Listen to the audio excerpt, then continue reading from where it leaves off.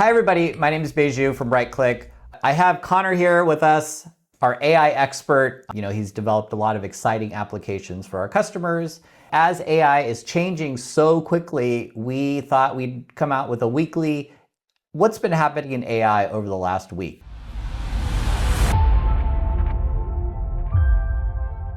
So our goal to you is to just kind of discuss in a quick format, maybe 5 to 10 minutes per week, on what happened in the last week in AI, what trends are happening, what to be scared of, what to be excited for. So nice to present with you on this one. Can you tell us maybe a little bit about yourself, because this is our first episode? And then secondly, what happened the last week, or where are things going? What should we be worried about? Connor, nice to meet you guys.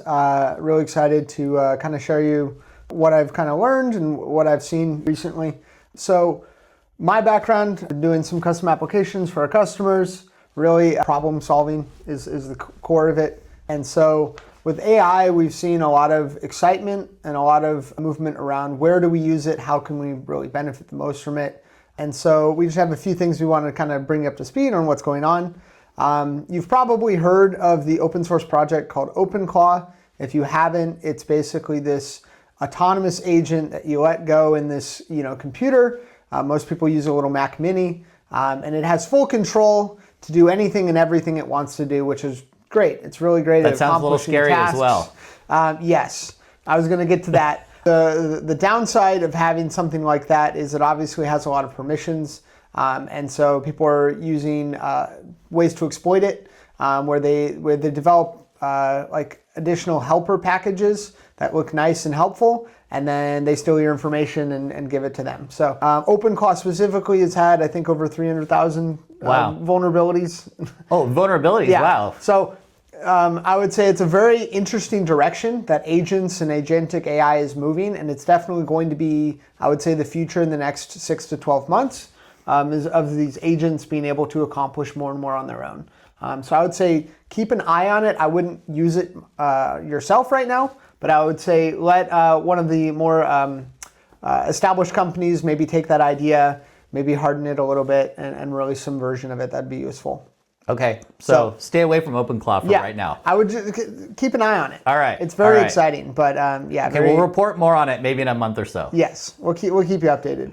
Another thing that's been happening is you've all known about deepfakes, where they can record and make it look like a person.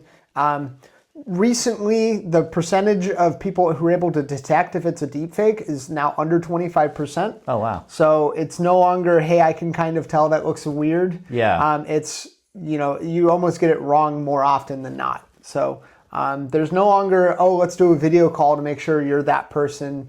So just keep an eye on that.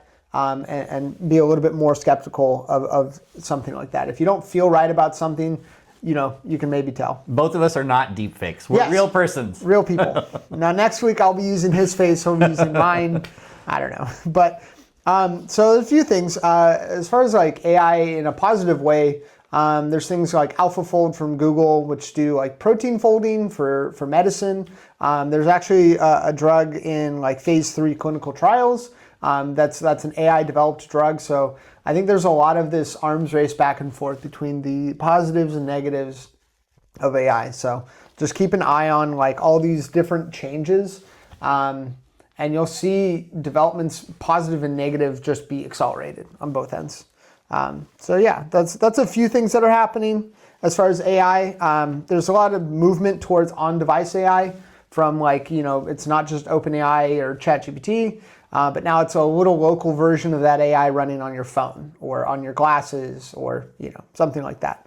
So keep an eye on these videos, like we said, weekly. Have more information as far as, this week in AI. We just kind of want to get you guys up to speed. Yeah, one thing, most of our customers or most of the companies out there that we work with are, small to medium-sized companies, and they're all kind of playing with Claude Code or Cursor or Codex or the various coding platforms and trying to make little applications for themselves, and I know you are definitely a user of those products as well. Maybe you can talk a little bit about how it helps you, where you need to come in as a human, and then how to get it from that prototype to actually to production? Yeah. So as far as like the development cycle, really it's shifted away from being a coding developer and more, like I said earlier, a problem solver. So there's not going to be a way for you to just give AI, hey, here's my pain point,